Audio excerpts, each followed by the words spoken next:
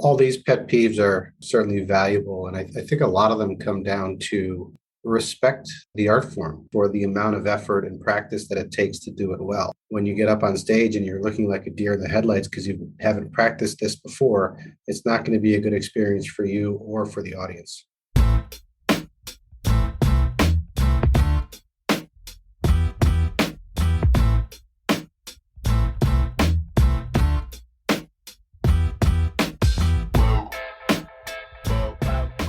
Hey there, and welcome to Grit, True Stories That Matter. Grit is a weekly podcast about stories, the contemporary personal narrative kind of story and the people that craft and tell them. Now, some weeks a storyteller will join me here on the podcast and tell one of their stories, and together we will break it down. Other weeks we feature stories from our myriad events. Why, you ask? Well, we want to feature these tellers and their stories, but also to help you, our listeners, craft and tell better, more engaging, more relatable, and more memorable stories. True stories, personal stories, grit stories. We are now in the first month of season 3, and today we have got a bit of a different kind of episode. You see, Grit has something called the Swap Shop. It is a group of people who regularly meet to give and get feedback on their stories and to support one another with their stories. And recently we had a conversation about our pet peeves. What bothers us, what annoys us, what we wish were a little bit different when people craft and tell stories. And we also talked a little bit about hosting and producing. And so as you listen to this, give it some thought. Do you do some of these things? And perhaps might it help your stories if you would tweak it a little bit? This is not a typical episode for us, but I thought it might be fun and an opportunity for you, our listeners, to get some additional thoughts and perspectives on story, and hopefully it will help you and your stories out some. As always, check the show notes for upcoming events and workshops. And if you listen on Apple, help us out, rate and review this podcast. It really helps people find it. Thanks so much for that. So once again, this is Grit's Swap Shop, and everybody who you hear on this episode, you can find their names in the show notes. All right, without further ado, let's dive in.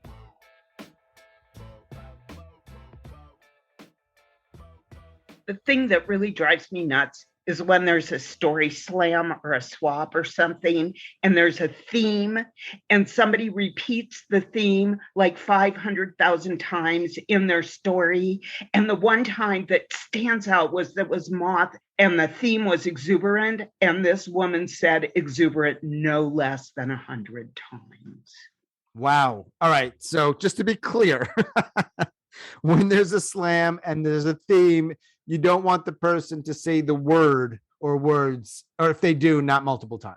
When I hear those words, this is a story about, my heart sinks. You don't need to tell us that it's a story about anything. Just start your story. Is that what you're saying? Yes. Just start your story. We know you're telling a story. When in the middle of a story, someone's talking to, oh, but that's another story. Can't be another story because you're in the story. Save it in your head and write that other story, but you don't have to tell us. Just keep going with your story. And if you're starting to say other stuff that belongs in another story, maybe don't say that stuff. I like this. This is good. This might be like the best episode we've ever had. I have two, and they're related to each other. It's so and so. People who start their story with so, and then they go and they end their story with so, yeah. This is something I believe that is more common in the last 10 years. No idea why. It might have been from like a popular TV show or something. So I heard the reason why people do that is that it sounds as if, or one reason they do it, you're starting like in the story. So, but it just irks you. Yeah, you don't need the so. And if you have it at the end, if you're saying so, yeah, to me, that means you haven't thought of what the last line is going to be. And I also think it's because you're right. People tend to insert so into a lot of things that they say, and they might not even be aware of it. So have some awareness about what your first sentence is going to be and what your last sentence is going to be. And just to be 100% clear here, Andrew's not saying to never use the word so. I am not. But in that context. Yep. Related to that, I hate when people start every sentence in their story with so then, or the word and. So the 5-minute story becomes one long 5-minute run-on sentence. Yes. I hate the stories about either a medical condition or caring for someone with a long medical condition that goes on for years, and it just becomes an endless list of, and then we went to this doctor and he did this, and then we went to that doctor and he did that, and then he went to, yeah, that's the other story, kind of story I hate. Piggybacking on the so and what Richard just said, and I know that I'm guilty of this, but people, when they're telling their story, and maybe it's one of those things where you're sort of thinking as you're going, and then, and then, and then, and then. So much irony there, Mary Jo. I know. Well, that's the good thing about taping, because I hear it and then I can edit it out. Now, we had this conversation via Messenger, and there was a long list. Now, there are some people who were not here that were part of that, but we have got many more. So let us not hold back. How about when people do things like, so fast forward, Or what about like flashback, fast forward, other kinds of connectors where they're trying to connect years, or it's not necessary. There's other ways to figure it out. And speaking of endings and endings, when people just kind of end with, well, and that's all I have. Right. And and that's it. Take time to find your ending. It matters. Correct. Right. I think when you hear anecdotes often, that's an ending. There really is no ending. So, well, and then that's my story. When a storyteller says the same word over and over and over, 2 or 3 times is fine. But I mean, I've seen storytellers who have just ad nauseum. Gotcha. In a performance, it really bugs me when people read their stories. I think the performance, you should have your story down. In the learning processes, if you're going to read, great. But when you're performing, know what you're doing. One of my pet peeves with storytelling is the overperformance of the story. Fake crying. The overperformance of it. Just not my thing. The overly pedantic. The person who inserts every long word they can think of to let you know how smart they are as they tell their story. Big words, not needed. Related to that is the story that devolves into a TED Talk. Well, it shifts from something that is a story which by its very nature engages the audience to a lecture on how the audience should be living their lives in a better way. Yeah, let the story speak, right? Let the story speak. I like that. Trust us. We'll get it. Related to the crocodile tears, on the flip side of that would be someone who thinks their story is hilarious when clearly it is not. I get a bit irritated at a call to action at the end of a story. It makes me think they've come straight from a Toastmasters meeting, which is a fine place to do a call to action. But storytelling and Toastmaster meetings are not the same thing. I hate it when one person goes to a dozen moth slams in a month and tells the same story over and over and over. So technically that's not allowed. Right. Now, maybe they didn't enforce it, and that's kind of, now it's done because I think the virtual moths are no more. That's annoying, and you were breaking the rules. So if you won 2 moths, the same 2 stories, you cheated. Another thing that annoys me is when an event is billed as 5 to 7 minutes and somebody speaks for 25 minutes and the host of the meeting allow them to do this. Takeaway from that is just stick to the time. We will appreciate your stories more. Trust us. But even without the exaggeration, I mean, if the time limit is 7, then when the person gets to 8, like, you have to yank them off. But while we're on the subject of hosts, I hate it when hosts comment on the story. If it's a situation where the audience is voting, then the host should not be talking about how great that story was and it made me cry. And the host should not be influencing the audience if it's a situation where the audience is going to be voting. Sometimes I think a well-placed fuck is, really good for a story. But sometimes people every other word is fuck or fucking this or whatever. They're trying to shock and it doesn't work. It just becomes like, oh, okay, we all know the word. Fuckfest's not funny, not good. I also don't like what we used to call shaggy dog stories. There's stories that just go on forever, and at the end, there's no point. It just sort of ends.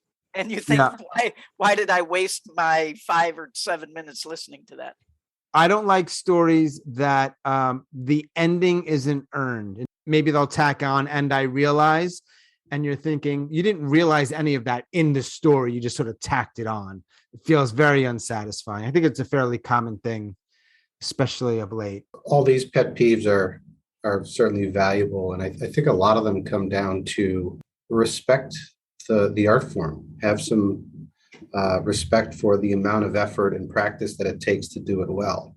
Because the pet peeve I have is someone who will say, if I say, oh, I'm involved in some personal storytelling, they'll say, oh, I could do that. And they know they could do that because they told a good story once at dinner. And maybe it's Bob's brother. They're telling it over and over again. Sure, that's a good way to get started. But when you get up on stage and you're looking like a deer in the headlights because you haven't practiced this before, it's not going to be a good experience for you or for the audience. Wasting our time. Don't do that, please. Beyond that, not only are you wasting my time, but you're making me feel embarrassed for you. And nobody wants to feel like that at a storytelling show. The idea of telling from a scar and not a wound. And somebody recently asked me that, well, how do I know? And I didn't have an answer. But the idea of when you're telling from a wound, it's unfair, not just to you, but to us. Yeah. Like you're putting us in a really uncomfortable and tough spot, and try not to do that. I think it has to do with psychological distance. I don't know what that point is, but you have to have enough distance to be able to look at it in a more objective, not completely objective, but a more objective light. I don't know how to do that, but I'm just talking. Oh, yeah. Like I said, I didn't have the right answer for that person, but it was similar to that. Like, well, I think you feel that. I think, if you have doubts in your gut about telling it, you're probably not ready to tell it. I can't stand that faux. That kind of connects to the performance stuff in some ways that I was saying. Any of that faux emotions. The biggest faux thing that bothers me is faux vulnerability. I can't stand it. Just be non-vulnerable rather than faux vulnerable. Another one. I hate I'm always a hero of my own story. I went in and saved people or whatever. They're the hero and they did everything right. And at the end, the world was a better place because. Right. Basically, I'm going to tell a story about how amazing I am. Right. I don't know if this is a place for it, but I want to push back on what some of you were saying recently. In my particular case, some of my best stories, I have broken up a little bit in the middle, not on purpose. And so the wound is still there when I talk about it. Yeah. And saying that makes it bad because you're telling about a wound instead of a scar, I think it's easy to draw the wrong conclusion from that. I think that makes it good, right? If the story still affects you like that. But where is that line between, yes, I can tell this and it may choke me up, and I can't tell this because I'm not emotionally ready to tell it. It's hard to find where that line is. It's hard to tell, sure. If somebody's can't get through a story, or maybe their whole take on it is just, I'm really so fucking angry at the world, which is okay. I mean, there's spaces for that, I think, for people to vent and get it out, but the storytelling community maybe isn't the right one. I don't know. I don't have the answers. I just think about that. I think the audience knows when it's fake and when it's not. And the stories that I've heard you tell when you had an emotional reaction when you were telling it, I knew it was real. Right, but we're also talking about when it's too much, when it's too soon, when it's too raw. And I don't think we don't know. It's not like, 6 months and you're good. Of course not. Who knows? We don't know. Everybody's timeline is different. Yeah, of course. Yeah. What I don't like is when someone, they think they can dial it in because you know their name and so you expect it to be a good story. And then you're like, what was that all about? I could have flossed my teeth. I'm going to have another pet peeve show. I just thought of this on what pet peeves about coaches. I like that conversation too. It's probably a different show because there's a lot of mediocre coaches out there and we want to make fun of them sometimes. This isn't exactly a pet peeve, but I curated a show earlier this year, and one of the guys, and he like raises his hands to be in every story. He's always there. And then he told my co-producer, he said, wow, those women, their stories were really good. They really told great stories. And she said to him, they practice, they rehearse, they do it over and over and over again. And you don't do that. You just get the idea in your head. You do it once or twice, and then you wait. Right. There are people, I think, who can pull that off, but not many. Not many. Everyone's got their own sort of like way they do it. I tend to write a lot. Some people like Richard don't, but practice is practice, right? If your name isn't Allen Iverson, you got to practice. Practice. We talk about practice. We talk about the game. Cultural appropriation and also accents. I really don't like accents. And when sometimes they become really uncomfortable, bordering on stereotype. I'm older than most storytellers. And if I tell a story about what happened to me in the 50s and use terms that were appropriate for how we spoke in the 50s, the PC police in today's world are jumping all over that sometimes. Times have changed. And if you're going to tell an authentic story from 40, 50 years ago, you use different terms. If you PC it up, that's not really authentic. That's a tough one. Yep. Then Bob, it sounds like you're saying you would prefer not to have to think so much in terms of what's going to be accepted today and just use your language. Yeah, and that might not be a storytelling specific one. That is clearly throughout society. You can get from whatever your political side is. If the other side insists that this or that, I mean, statues come down on one side, and on the other side, you can't kneel for the. They're gonna cancel your ass. So Bob's pet peeve is society. Is that's what we're saying? That's legit. I'd like to make it broader than that if I can. It's helpful. It's an umbrella term that works. I was just looking at some notes that I had, and it's kind of connected to, I think, what Neshama said about leading with, this is a story about, that I see a lot of people do this thing where they qualify the story they're about to tell. Like this story, it's not finished yet. Obviously, in like this setting, a workshop setting, that's completely different. But if you're I don't think people tend to extend any latitude to other people that are telling a story.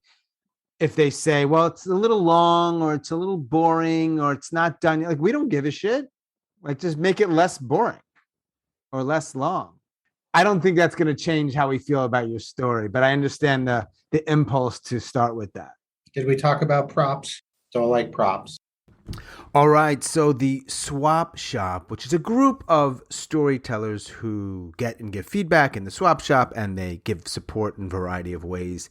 We've been meeting since we locked down last April, and we now have 15 or 16 members, and some of them joined me on the podcast to share their pet peeves about story, the crafting of it, the telling of it, and other related things. We also had an interesting conversation on Messenger, and I want to share with you what some people shared. And I share these with you not to be snobby or not to say what's right or wrong or good or bad, but perhaps if you hear these, it might inform the way you craft and tell stories. So here we go in no particular order, and I will not say names, but here are some other things in addition to some of the pet peeves you've already heard on today's podcast. An unwillingness to adapt to good feedback, formulaic storytelling that you can set your watch by with misanthropic cultural appropriation or culturally inappropriate appropriations, profanity that doesn't advance the story, complexification of something simple so as to make the teller look smart at the expense of the audience. Let us continue with some more. Poor story structure. No scenes, no stakes, no payoff, no delta for change, no motion or movement. When the teller manufactures drama with theatrics or shouting. turning the story into a dramatic monologue, acting it out instead of telling the story, looking out longingly above and beyond the audience. All tell, no show, no dialogue, no clear understanding of the characters' relationships or their ages, and use of big words that I have to look up. Telling too much too fast. When narcissists take a microphone, saying cut to, using the words or expressions fast forward or long story short, that's always a lie. And the moral of the story. One track telling, always crying, always somebody dying, every family member has cancer, disaster storytelling. Quote, guess what happens next? Or you should have been there. Asking the audience a question when you know damn well you don't care what we think. Being the permanent victim. The teller is always the hero. Any infantilism of language. Too much repetition. The 25-year-old up here who tells about writing his autobiography because, bless his heart, he was once told his stories were interesting. Linear stories that tell us everything and go on past 10 minutes. Ageism. Going too descriptive with a medical condition. Too many characters. An assumption we might give a shit about all the details. Stories not on theme or way over time. So, and then this happened, and then this happened, and oh my god, then this happened. Too much head and not enough heart. Throwing emotional bombs at the audience without the credibility and courage to carry it. People who say anywho. When the host tells too many stories. Host is mean to people. The show starts late or runs long. So these are for storytellers and also hosts and or producers. Short stories stretch too long or long stories smush too short. Badly told or uncomfortable stories with no payoff for the listener. Adding to any point, oh, I forgot to say. Mistaking storytelling for a stand-up comedy. And even a hint of a useless phrase like needless to say. Yes, everybody has a story, but not every story needs to be or is ready to be told. Death by detail. A list of statements disguised as a story. And our final three. Hubris, hate, and a lack of feeling.